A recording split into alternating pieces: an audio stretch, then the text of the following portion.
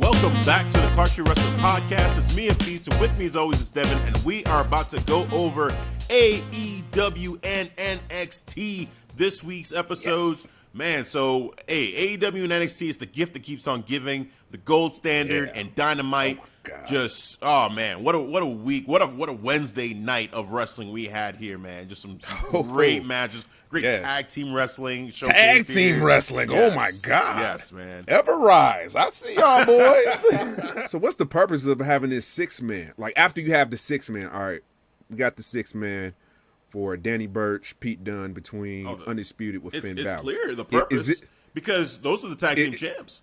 And you have Undisputed in the Dusty Cup trying to fight the tag team champions if they win. So it's like the two competitors, the two contenders. You've got on one side, you've got the current tag team champions, Oni Lorcan and Danny Burch, and they're getting ready to defend their titles against whoever wins the Dusty Cup. Undisputed is one of the favorites. So putting them against Oni and Danny Burch, that makes sense. And then Pete Dunne just called out Finn Balor saying, hey, you supposedly Mr. UK Wrestling, nah, that's me now, man. So, yeah, I think that it just kind of writes itself. Kyle, it makes sense. It's an easy way to write him out of it, given he has this injury, and then he gets re-injured by Pete Dunne. And Adam Cole, that's his boy, so he's like, oh, no, hell no. Yeah. It makes sense to me. Do you see UE winning the Dusty Classic? Because when they show the bracket, it's pretty deep. Yeah. 16 teams. Some obviously who's going to lose, who's going to go over. Yeah. But, man, MSK, the Grizzly Young Veterans, they look like they on vets, point, bro. Yeah. Yeah. You got Imperium. Like, you have some strong teams in there in the mix that it's not a crystal clear picture of Undisputed coming out there. You're right. Yeah, 100%. Yeah. I don't think. I guess as an early prediction, I don't think they're gonna win. I was so tempted to bring my belt on the show again because it looked so good when I was editing. I'm like, you know what? Oh, that belt looks good on me. I might just have to bring it again and just make it a regular thing. Oh my God. Thank goodness you But did. I was like, no, I'm not a gloater. I want to gloat like that. Hell That's not me. I'm not going to do that. I'm going to stay face. All right, I'm gonna do that for her fees. All right. You're not face. Your name says Devin the Heel Dude. You ain't no face. Your name says you're a heel. You're damn right I'm a heel. It's like that Triple H. You're damn right I did it, Sean. Do it again. You damn right. All them times you've been right on this show, almost damn near 2 years. It's my turn now. I'm the captain, goddammit. All these prophecies, man. Every fucking episode, right. Done. All these hypotheses being right. Now it's time for me to be right. Oh, man. That I'm not giving up, damn it. I am still going to keep prophesizing, and I'm going to have these come true. Xia Li, let's go. Ain't no puppet master around here. Valentina Feroz. That's her name. Valentina Feroz. Oh, there we go. Yes. Yeah, well, she got work. Yes, she got destroyed. But she should have understood because Xia Li put a presentation out there with that big ass stick. She was like, what do you, like, this is you. This is what's going to happen to you in 2 moves. Right. Oh my! She did more with the stick than in that wrestling match, bro. She broke more of a sweat with the stick than she did with Valentina Feroz. Right. She was like, let me get this warm up in real quick.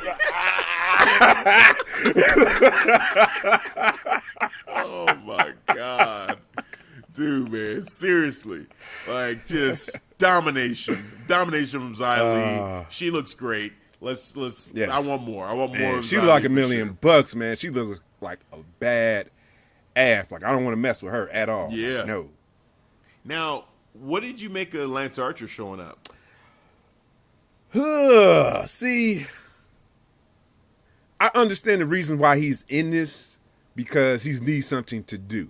But I feel like he's in the way though. Like it's not necessary for him. We don't know what else to do with you, so just get out there. Just get in here, man. You're the third wheel. Like, you're there. It just seemed, You're not needed, but you're here. You seem out of place there. It was weird. Yeah. It was weird to me. I was just like, all right, like it was Kingston lost. He lost the matchup to Pac. And then, then Lance Archer comes out. It's like, I want you. Like, why would you want him? Wouldn't you want the winner? Like, wouldn't you want the stronger guy? Yeah. Like, you going after the guy that just lost kind of makes you look weak. Like, it's I'm trying to understand if they're trying to make him and Pac allies or, like, long-term allies or long-term, like, foes, long-term enemies. Like, what is the plan here? Because for a second there, it looked like they were trying to make Lance Archer like the unofficial fourth member of this group. But then like they just keep coming to odds to each other, like they're about to go to blows, but they just don't. Like he wants Kingston, but like Kingston just lost. So like, all right, now it's done. It's over with. Like he handled that. I know, sure. You may feel like you have unfinished business, but he just lost. Like, this isn't the time to try to go and get him. I don't know. They just, like you said it perfectly. They just need something for Lance Archer. They do. They don't know what to do with Lance Archer, man. Exactly. It seemed like he was going to be this next monster when Moxley was champion. Like, he was on this incline, just destroying everybody, coming out, just wrecking people, man, not giving a fuck. Now I don't know. Now he's a face. He's part of this story that he doesn't need to be involved somehow. It's weird, man. He's like involving himself just because he just wants to fight, but in the end, it still makes no sense. Yeah. I don't understand it. I think they're going to have Jericho and MJF win, and that's going to be part of the friction, the destruction, yes. The self-destruction, because it's Jericho that said it. It wasn't MJF. It was Jericho. And you saw a glimpse of it when Sammy said something to, I don't know what exactly he said to MJF, but like Jake, Santana Ortiz, Warlow, they all had his back. They was like, whoa, he's cool. And MJF looked around and was like, yeah, I'm cool. I was like, oh, shit. Right. It's coming together. It's starting to happen. Oh, shit. And guess who's going to be on the outside looking in? Jericho. Chris. Yes. Yep. And maybe Sammy, too. Because he looked like he's outside looking in, too, bro. Yeah. I'm telling you. Podcast with Bailey. And Bailey had mentioned Serena Deeb, saying, she was one of the trainers there and worked with them and was just a great help, and mentioned her name a couple times.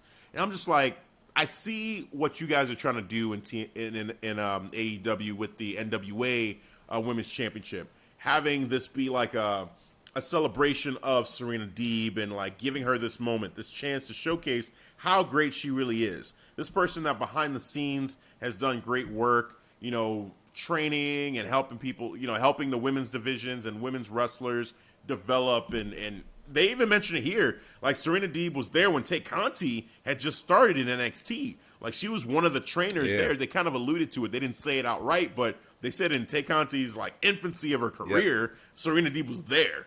So for me, it's like, well, shit. Like you need to have Serena Deeb cutting promos saying this shit. That is one thing that AEW still fails at, that I think WWE still suck at. Continue. You can say it. They still suck at. Suck at. You know what? That's the right word. Suck at, that WWE excels at. If they want you to know about somebody, they're gonna tell you in a promo video that it will be like, all with the dramatic music, but you get an understanding of, whoever they're trying to put on there on that promo vid, that what they're bringing to the table. It's like on the AEW side, they might do it and then they might not. It's like, what the hell? And then they definitely didn't do it for Serena Deeb, and they don't do it even for their women's champion too, the AEW for Sheeta. That's a disservice for her, because I feel like maybe that's some of the backlash that she's getting, that some people might want her to drop the title, Yeah. Yeah. I think she's amazing, but that's just me because I'm a hardcore wrestling fan. But to the casual fan, I can understand that. But this is what AEW needs to do. Not everybody's watching Dark. Not everybody's watching YouTube, being the elite. All these other videos. But they need to put something on their main show when you have on their TNT broadcast network, especially when you have like NBA games playing, anything like that, to show a packaged video to your fans, because this is just asinine, bro. It's like, okay, we're trying to develop this women's division, but then you don't give that, like Serena Deeb, the NWA champion. There's no promo, there's no video package, there's nothing, and she's been champion now. She's been NWA champion now for a while, and I still feel like I don't even really know her. Like, I don't know who she is, like, as a person. Like, I get that she's a great wrestler. I get that in ring she has the skill, she has the talent, but I'm trying to care, and they're not helping me to care. Now, best believe when Cody Rhodes has a storyline going on, we hear everything in and out, all the video packages. Oh, you know what? That all brings the a question to pyro. my head. I got to bring that up towards the end, though. I'm going to write it down so I won't forget. I'm glad you brought that up. I'm glad you brought that up. Like, seriously, though, but it's true. Like, they make sure that with a Cody Rhodes storyline, you get it, in and out, left and right. Every angle of the story gets picked with a fine-tooth comb. They go into it in detail so that by the end of it, you're, like, emotionally invested regardless of who he's going against. Mm-hmm. But when it comes to Hikaru Shida, when it comes to, Thunder Rosa, and some of these other women that they have there, it's like, Serena Deeb, she's one of your champions, and I don't even know. I feel like I don't know who she is. Bro, like, Nyla Rose is a beast, and she should be at the forefront at that. Come on. Like, just... Should we call bullshit on AEW when they said they're the revolution? Oof. They're the change. I gotta question this shit now, man. I seriously have to question this shit. They don't do anything with the AEW women's division. The shit that's happening with Lance Archer. The times that they just drop stories. The shit that you've seen with Sean Spears. What the fuck is he doing? Sean Spears. That was just a big ass flop. Like you set this man up perfect after a nice rivalry with Cody Rhodes, and then after that it was like, okay. And that was at the very beginning. Yes. He hit him with that chair shot. And there was something there. It was like, call me the chairman now. Done. Oh, he getting all these nicknames. Like, he was just, he had the heat. Now I was like, I care less. I could care less. He shows up, I'm like, oh, he ain't gonna do shit. Get out of here. Why you leave WWE again? That is right. He could have stayed in WWE and done the same thing and gotten paid just as much, if not more money. Yeah.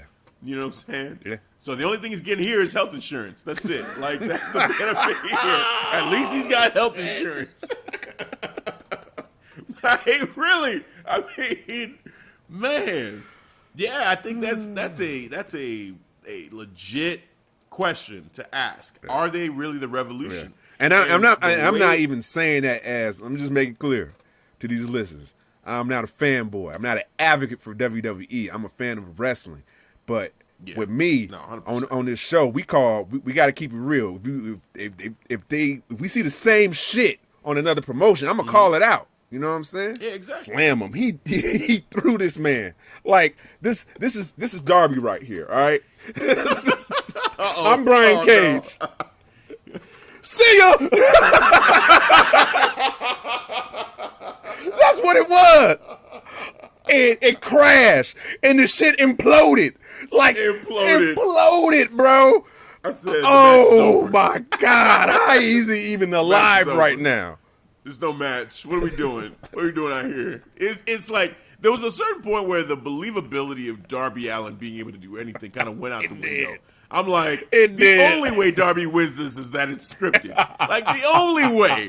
Like, this is, I lost believability. I was just like, yeah, no, Darby Allin can't beat this man. He can't. He can't. You know what? I understood it because all the vignettes Darby Allin is doing, just showing how physically tough he is. But, You know, all the stupid stunts he does. Like, that's the reason why he can take this punishment from Brian Cage. But that's me, you know, watching episodes of Darby Allin. If I was to show this, just somebody brand new, you know what I'm saying? Or somebody from WWE and who just don't give AEW a shot, and I'm going to show them this, they're going to rip my fucking ass apart because it's like, what the fuck? How the fuck did he even win? Hell no, bro. I ain't watching this shit. This shit is terrible. Because Brian Cage should have won. I'm sorry. He should have won. He really should have won. After he threw his ass 25 feet, I'm like, he won, bro. Fake champion or not, that man won. He did. Like, I don't know. There's just so much going on. Now I'm starting to retract that statement I made because I think you might be right. What if he does join Dark Order, but then they kind of like get him to clean up his act? Like now he stops drinking. When they take like drinking stops when he joins drinking. The Dark Order. This man is on point with his matches. They get him ready, and they help Kenny Omega get ready for Kenny Omega. Yeah. Oh man, I didn't even think about that. Man, it just hit me like that. Yeah, because he's going down this downward, you know, this downward spiral, the spiral down. Oh, wherever how you say it, fuck, whatever. There. Thank you. But as soon as you said like Dark Order being faces, and I'm trying to put it together, I'm like, if he joined them, I actually see them doing good, and that could like influence him to maybe stop drinking, maybe clean up his act a little bit. Now he's getting better at wrestling, starting to win, getting the confidence that he needs. You know what I'm saying? Because they team chemistry, just Dark Order, like it's a big morale booster just being around them, and I could see that just being affectionate for Adam Heyman and Page, man. Yeah, man. Gosh, the way that you just kind of like painted that picture, you know, for me now, I can even see it even more so than I was seeing it before. Like it's now I'm rooting for that to happen. Yeah. So my question to you, sir, is Cody that next Triple H? Is he right? Is MJF right? Does he have a point? Yeah, 100%. That's exactly, he always has to have. Britt Baker, when she did the whole pyro thing, like contractual obligations met, you know, with that, like it feels so Triple H, like everything going on, like he's got to be. I feel like center of attention. The center of attention, and in a way, almost more so than Triple H, because Triple H, he was never really the guy, you know, like even though he was the champion many times, and, you know, being married to Stephanie gave him a lot of opportunities as well. He had earned a lot of those opportunities. But it opened other doors, too. They keep it 100. It opened other doors, exactly. And exactly. But for Cody, it's like he is everywhere, and he gets everything. And like I was mentioning about, like, even storylines, like, it seems like anytime there's a Cody Rhodes storyline, oh my God, we know it from every angle. But let it be, you know, another wrestler, or like you said, the women's wrestlers. They can't even get like crickets. A promo. Right, it's crickets out there, right, man. Let alone a video package, let alone a guest spot on a big show or whatever that thing is called. Like, Snoop Dogg is in this match. Anytime there's a celebrity, Cody Rhodes is there. Mm-hmm. You had Tyson, Cody Rhodes was there. Snoop Dogg, Cody Rhodes was there. Like, he's always getting those big moments. Anytime someone new is debut, when Jake the Snake came back, it was to talk to Cody. You know, like, it's always him. Yep. So Sting came back. I got to be there, like you said. Yeah. Right. So I think that there's some truth to that. That, you know, the similarity is at Triple H's height, you know, he was that dude that was the center of attention, and you know, rightfully so for that era. Like, there was a time where they didn't have Stone Cold, they didn't have The Rock, they had him, and he had to, you know, bust his ass and carry the company. You know, but at that time, I don't feel like he was as big of a part on the corporate side. I might be wrong, but I don't remember him also making matches. Whereas Cody is like making matches, bro. It's like, okay, take the corporate Triple H and the heel Triple H like champion and put those two together, and you get Cody almost.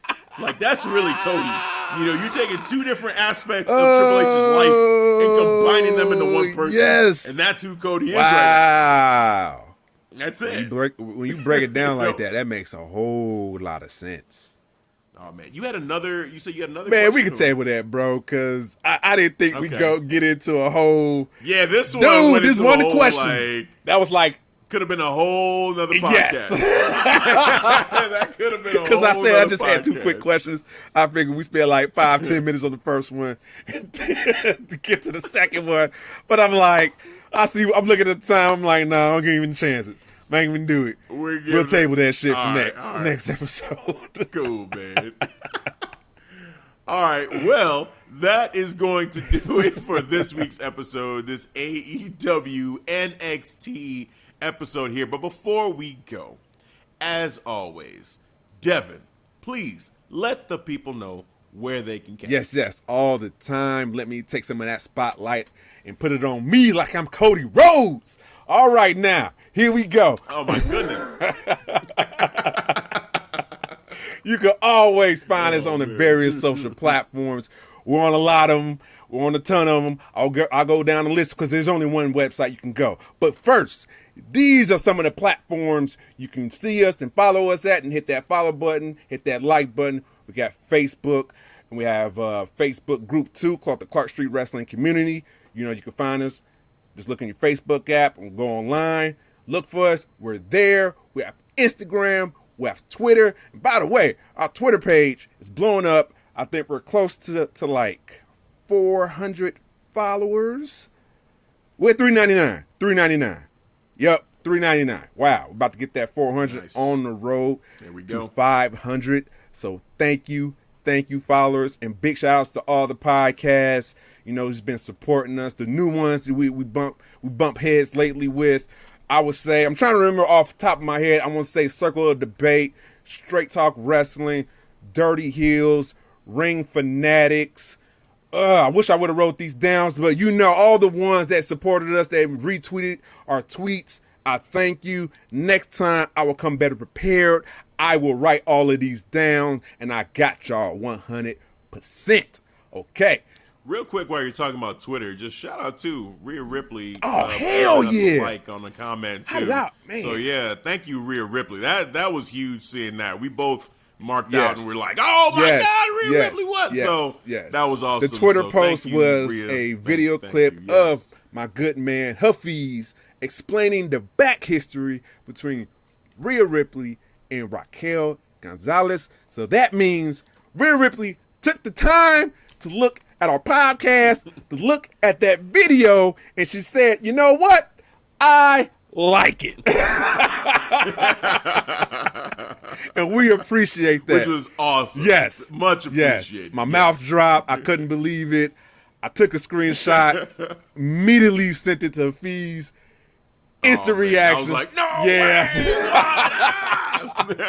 It was awesome. All right, yes. And I keep going on, and you can always follow us on the various social podcast platforms. It's a lot. It's a major platforms. We got Apple, we got Spotify, we got Breaker, we got iHeart, we got Amazon. It is a lot of them, but it is only one website. You can check it out. There's also TikTok. There's TikTok. Yes. Oh my God. See what happens when I don't have hate anymore, bro? I don't get the hate from TikTok. I don't get no more hate. The hate is gone from my daughters. The TikTok is in the back of my mind. Yeah. But yes, TikTok. Yes, my good man. 50 grand. Yes, can't forget about TikTok. Almost getting to that 1,500 followers as well. So thank you for the people who's been following us on TikTok. And once again, there's only one website you can follow us on or access to, and that is ClarkStreetWrestling.com. That is the ST abbreviation, wrestling.com. You can access that website. We have over 160 episodes on there. links to our YouTube as well, links to all our social links as well, and be able to find that, no problem. And we got other stuff coming. Other stuff. When I say other stuff, we got other stuff coming. Yes, let's go. Oh, man. Let's go. Let's go. With that said, that is going to do it for this recap episode of New Year's Smash Night 2 and NXT. This last episode of NXT, I was just blanking out. I was losing my flow a little bit there. Need my belt? We recapped I have my title. Would it help fun. you remember? Yeah, see, not having the belt. It's like losing powers. It's like, I just... all the knowledge and power I'm absorbing. Oh, you see, man. all the times I've been right lately, it's crazy. I take the belt, I take the knowledge. All the times I'm being right, even if I'm half right, I'm still right. God damn it! I need to jump in a hyperbolic time chamber like Goku and train up and get my strength back.